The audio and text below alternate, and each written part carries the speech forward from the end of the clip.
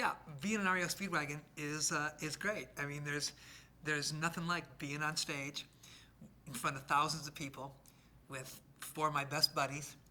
Um, we're singing songs that we made up ourselves, and you look out in the audience, and there's people smiling, pretty girls dancing, everybody up on their seats singing along, and we just look at each other and we're just like, this is the best.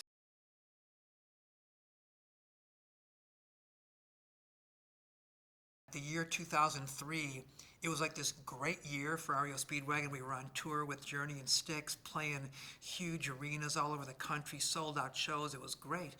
And then it's like, underneath it, all of the band members were like in like hell emotionally. We were all of our lives just totally like went off the rails, and so and it was very similar during the High Infidelity period. Before that record came out, we were all just going through some really difficult times personally.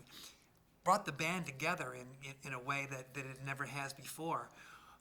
So in a way, the foundation for both of these records are real similar as far as where the band was on a personal level. There's also a lot of similarities in as much as during the High Infidelity record, we were out touring at the same time that we were recording the record. So we got a chance to play a lot of the songs live in front of live audiences before we recorded them. And so that's pretty much of a luxury because you learn so much about a song, especially from when you're singing them. I mean, I kind of look at the Find Your Own Way Home CD almost like that it took me 25 years to write the follow-up for High Infidelity, and that follow-up was this new CD.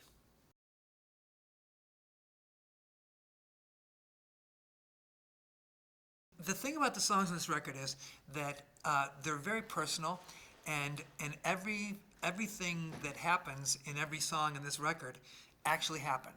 It's a very truthful, a very honest record, and the songs kind of when you put them all together tell a story, a certain sequence of events that happened during a pretty compact amount of time. Everything in every song happened to one of us, but we're not going to tell you which one of us it happened to in order to protect the guilty.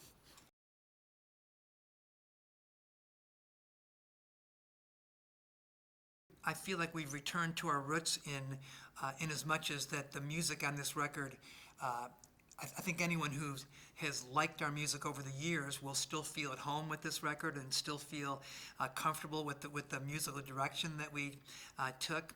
But I also think that we've stepped it up a notch, and we've grown a lot during the recording of this record.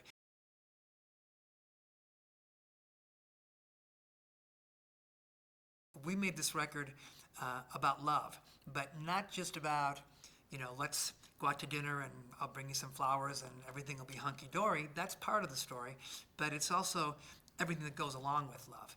And so there are songs about the nasty side of love. There's songs about being abandoned by the one you love. There's songs about all different kinds of love, and that's really what we explored on this record. The name Find Your Own Way Home is really about that journey that all of us took in our own separate ways, but we all kind of were lost for a while there, and everyone, well, we're all in varying degrees of finding our own way home at this point.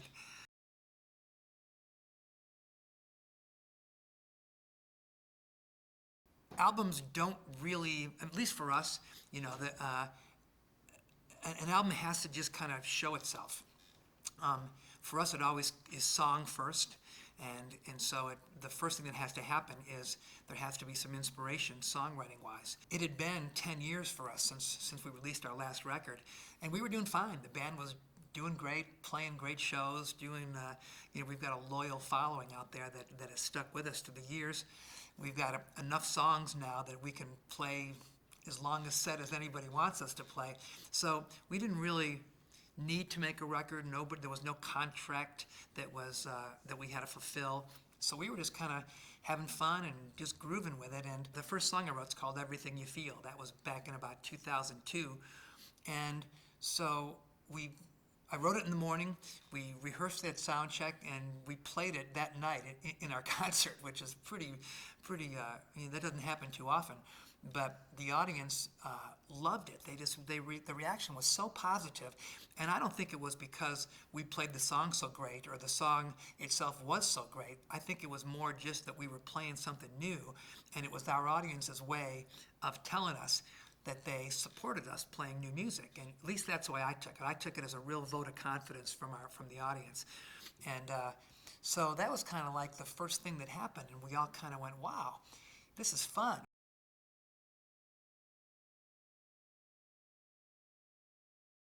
I was born and raised in Chicago.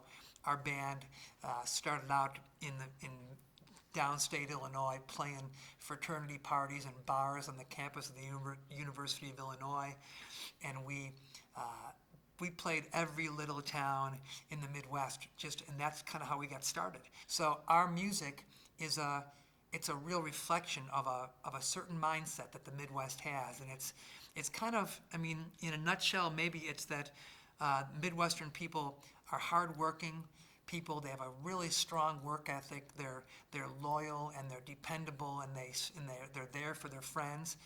And then at the end of the day, the weekend comes. They like to go out and have a good time, and let it all loose. And I think it's that balance between hard work and good fun that makes the Midwest such a special place. And so I just feel like a connection with the people of the Midwest. They know me.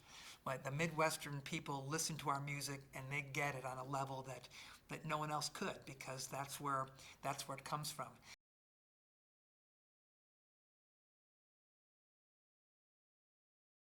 We're going to be out on tour all year, probably in support of this record for at least a year, maybe two.